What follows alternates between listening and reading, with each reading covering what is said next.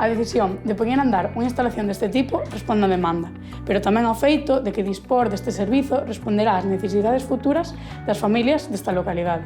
En calquer caso, para termos unha orientación baseada en estudos de máis rigor científico, tomaremos o que establece a Organización Mundial da Saúde: 5 plazas por cada 100 persoas maiores de 65 anos. Sen embargo, se botamos un ollo ao ratio das plazas residenciais no mesmo rango, podemos observar que a media estatal está nun 4,1, véndose reducida, no caso da Galiza, a un 3,1 e no caso da provincia da Coruña a un 2,5.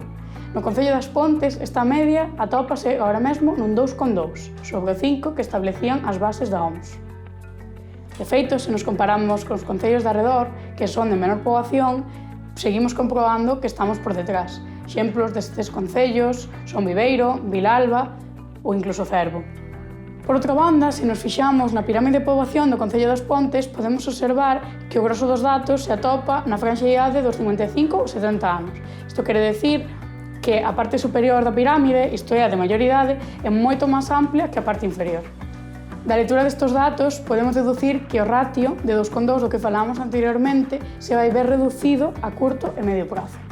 Por tanto, os datos falan por si sós. Non se pide a residencia porque o BNG teña maior ou menor sensibilidade sobre este asunto, senón porque os datos avalan, sen lugar a dúbidas, esta petición.